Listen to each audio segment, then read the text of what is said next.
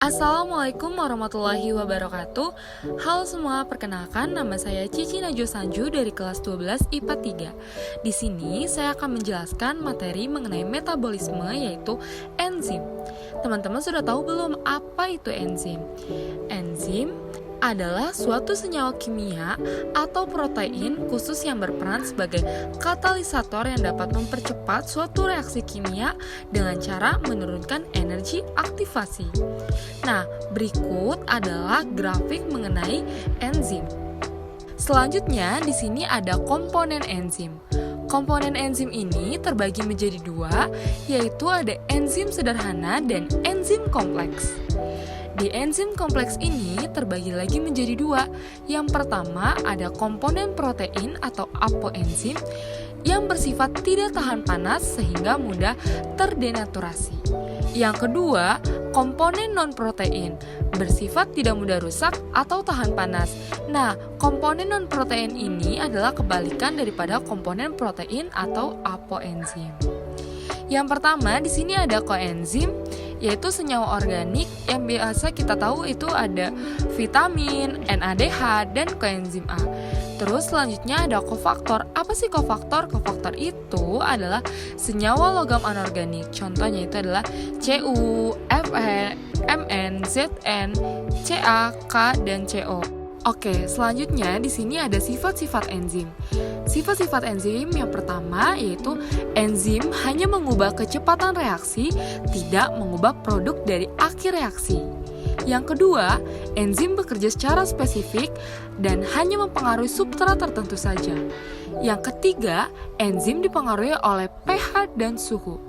Yang keempat, enzim bekerja secara bolak-balik atau reversibel.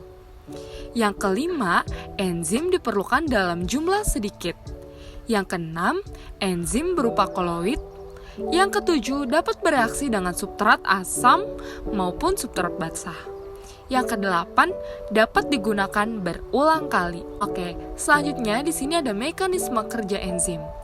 Yang pertama, di sini ada gambar substrat dan yang warna oranye itu adalah substrat dan yang biru adalah enzim. Nah, jadi substrat plus enzim itu akan membentuk kompleks enzim substrat yang nantinya substrat akan masuk ke dalam enzim tersebut dan menghasilkan produk yaitu enzim plus produk.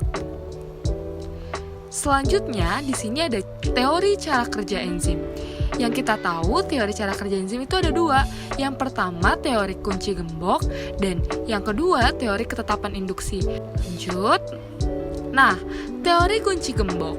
Teori kunci gembok ini adalah enzim diumpamakan sebagai gembok karena memiliki sebuah bagian kecil yang dapat berkaitan dengan substrat. Bagian ini disebut sisi aktif. Sementara substrat diumpamakan sebagai kunci karena dapat berikatan secara pas dengan sisi aktif enzim. Jadi seperti gambar, ketika gambar ini adalah harus sesuai. Jadi substrat dan enzimnya itu sama. Jadi keduanya sama-sama bisa saling berpasangan.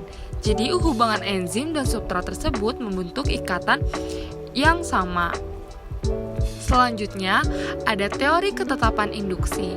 Nah, teori ketetapan induksi ini adalah sisi aktif enzim dapat berubah bentuk sesuai dengan substratnya alias fleksibel.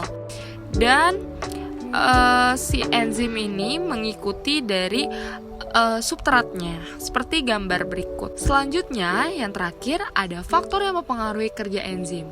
Yang pertama adalah suhu. Yang kedua, perubahan pH.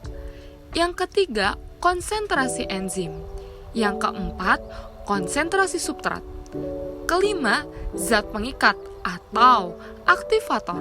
Dan yang terakhir, zat penghambat atau inhibitor. Itulah materi mengenai enzim. Semoga video ini membantu teman-teman dalam belajar. Terima kasih. Wassalamualaikum warahmatullahi wabarakatuh.